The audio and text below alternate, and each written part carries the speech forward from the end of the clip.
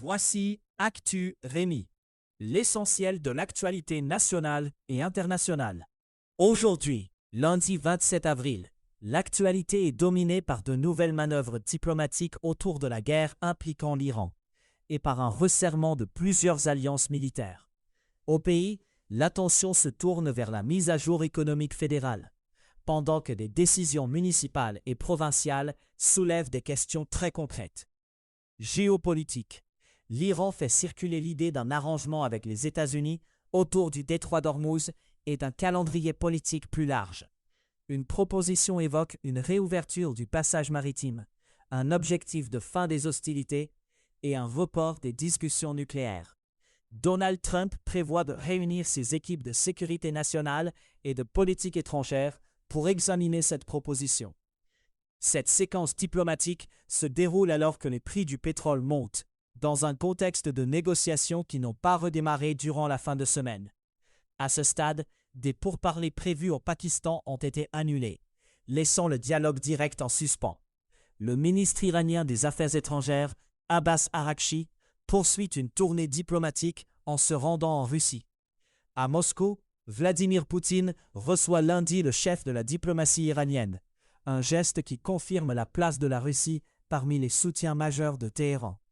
Aux États-Unis, une contrainte institutionnelle se rapproche aussi, avec un compte à rebours sur l'autorité présidentielle en matière d'opérations militaires. La loi américaine impose un seuil de 60 jours sans approbation du Congrès, et l'échéance est fixée au 1er mai pour la guerre visant l'Iran. La Chine suit la crise au Moyen-Orient de près, au moment où les discussions entre Washington et Téhéran stagnent. La Russie et la Corée du Nord annoncent aussi une coopération militaire décrite comme à long terme.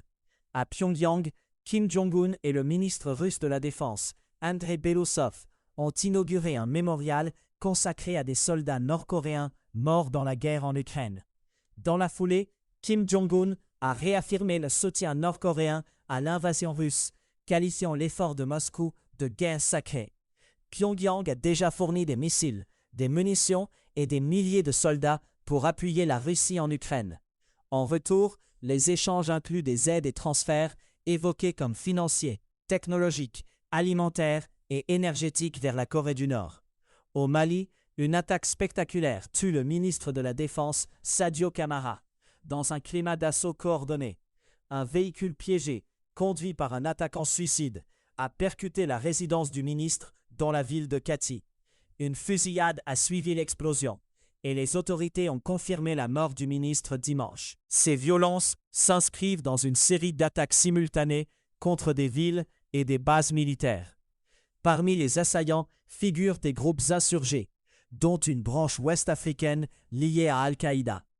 Des forces djihadistes et des rebelles ont aussi pris plusieurs localités et positions militaires pendant cette offensive. Dans les territoires palestiniens, des élections locales se sont tenues à Gaza et en Cisjordanie, sur un périmètre toutefois limité. Les autorités palestiniennes parlent d'un scrutin réussi dans une communauté du centre de Gaza et en Cisjordanie occupée par Israël. Elles présentent ces élections comme une étape vers une présidentielle attendue depuis longtemps. La dernière élection présidentielle, organisée par l'autorité palestinienne, remonte à 21 ans. Les dépenses militaires mondiales atteignent un nouveau record en 2025, selon l'Institut SIPRI. L'organisation avertit que la tendance pourrait se poursuivre et qu'elle comporte des risques additionnels. Canada. Ottawa s'apprête à dévoiler une mise à jour économique de printemps attendue sur la question de l'abordabilité et du déficit. Le ministre des Finances et du Revenu national, François-Philippe Champagne, doit présenter l'exercice mardi. Des spécialistes des finances publiques s'attendent à un déficit inférieur aux prévisions avancées auparavant. La mise à jour devrait aussi annoncer de nouvelles mesures économiques axées sur le coût de la vie. Le document s'inscrit dans un contexte de défis économiques plus large pour le pays.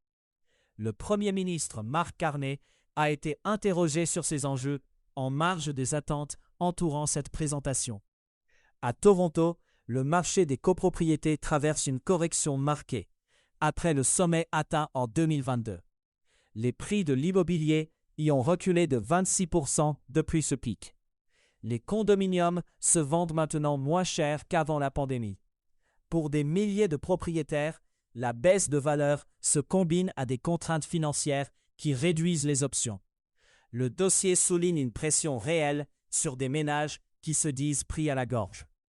À Montréal, la ville met fin à ses collectes locales de déchets dangereux, une décision qui touche les résidus domestiques dangereux. La ville abolit 36 collectes annuelles, en expliquant que le service coûte trop cher. Cette coupe suscite des déceptions, mais aussi des craintes pour l'environnement. La fin de ces collectes pose la question des solutions de remplacement pour disposer de ces résidus sans risque. Au Manitoba, le premier ministre Wab Kinew recentre son discours économique sur un seul chantier jugé transformateur. Il affirmait l'automne dernier que 3 mégaprojets pourraient réduire la dépendance du Manitoba à la péréquation en 10 ans. Il dit désormais que seule l'expansion du port de Churchill peut changer la trajectoire économique de la province. Cette révision met l'accent sur un projet précis et sur son potentiel de retombées liées au transport et aux exportations. Au Québec, l'équipe de la Coalition Avenir Québec met de l'avant Ian Lafrenière comme nouveau vice-premier ministre. Christine Fréchette le présente comme son partenaire, un rôle de bras droit à 5 mois des élections. Le mandat évoqué consiste à fouetter les troupes et à maintenir l'unité au sein de la CAQ. L'entrevue illustre une stratégie interne de mobilisation à l'approche d'une campagne où la cohésion devient un enjeu central. Jean Charest appelle à un reality check du côté américain sur l'accord Canada-États-Unis-Mexique. L'ancien premier ministre du Québec affirme que le Canada compte de nombreux alliés au sud de la frontière. Son message vise à rappeler l'existence d'intérêts partagés, dans un dossier où les tensions et les pressions politiques reviennent périodiquement. Science. Le Japon veut resserrer les règles de vente de médicaments en vente libre pour limiter les détournements chez les jeunes. Les autorités répondent à une hausse des cas d'intoxication aiguë et de dépendance à des médicaments. Cette hausse s'est accentuée depuis la pandémie de COVID-19. Le problème touche des produits facilement accessibles, vendus directement en pharmacie. L'enjeu se situe donc au point de vente, là où l'achat ne nécessite pas forcément d'ordonnance. Le durcissement des règles vise à réduire l'accès et l'usage problématique, sans attendre l'apparition d'une crise plus large. Climat. Au Japon, les observations d'ours atteignent un niveau record, alors que l'hibernation se termine. Le rythme des signalements dépasse déjà celui de 2025, une année qui avait établi un record d'attaques. Dans la préfecture d'Iwate, le corps d'une femme a été retrouvé la semaine dernière, peu après une attaque ayant blessé un policier à proximité. Les signalements concernent aussi des zones urbaines du nord-est du pays, ce qui accroît le risque de rencontres dangereuses. Monde. Des frappes en Ukraine, dans des zones occupées et en Russie, ont fait au moins 16 morts en une journée, selon les autorités. Ces attaques surviennent au moment du 40e anniversaire de Tchernobyl. Cette date ravive les préoccupations autour des risques nucléaires liés à la guerre entre la Russie et l'Ukraine. Le bilan annoncé couvre plusieurs territoires, ce qui souligne l'ampleur géographique des frappes. Les autorités locales rapportent des morts à la suite de ces frappes, sans réduire l'événement à un seul lieu. La coïncidence avec l'anniversaire de Tchernobyl met en avant la vulnérabilité des infrastructures sensibles en période de conflit. En Colombie, l'explosion d'un engin sur un autobus a porté le bilan à 20 morts, dans un épisode de violence soutenue. L'attaque a eu lieu samedi sur la route panaméricaine, dans la municipalité de Cajibio. La bombe a été déclenchée au passage du bus, sur cet axe routier majeur du sud-ouest du pays. La région connaît une vague de violence depuis plusieurs jours. Les autorités évoquent une piste de guérilla pour cet attentat sur l'autoroute. La hausse du bilan confirme la gravité de l'attaque et son impact sur les déplacements civils. En Égypte, le grand musée égyptien ouvre finalement ses portes après de nombreux reports. Le site se trouve à l'extérieur du Caire. Le musée est dédié à l'exposition d'artefacts de l'Égypte ancienne. L'ouverture intervient après des décennies de planification et de construction. Le projet se veut un vaste espace muséal, conçu pour accueillir et mettre en valeur des collections majeures. Cette inauguration marque une étape culturelle importante pour le pays et pour le tourisme. Au large de la Somalie, des pirates ont saisi un nouveau navire et le niveau de menace augmente. Le système britannique de surveillance maritime signale au moins 4 incidents suspects en une semaine. Ces événements se concentrent le long de la côte somalienne. La répétition des incidents alimente la hausse du niveau d'alerte. La saisie d'un autre bâtiment confirme la réalité opérationnelle de la piraterie dans la zone. Les navires commerciaux et leurs équipages font face à un risque accru sur ces routes maritimes. Économie. Sur les marchés des matières premières et des devises, l'or s'établit à 4 706 $ américains, en baisse de moins 0,1% sur 24 heures.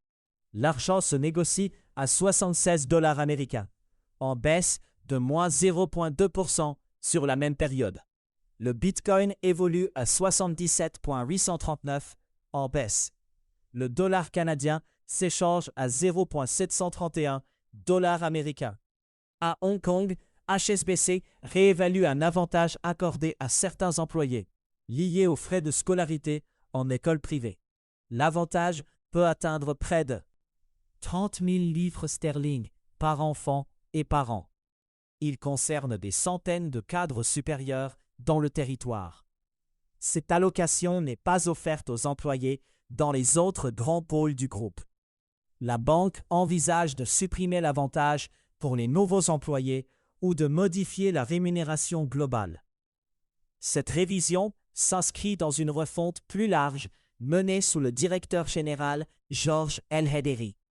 À savoir aujourd'hui, le 27 avril 1961, la Sierra Leone devient membre des Nations Unies. Le 27 avril 1994, l'Afrique du Sud tient ses premières élections nationales multiraciales, marquant la fin du régime d'apartheid. C'était Actu Rémi. Merci de votre écoute.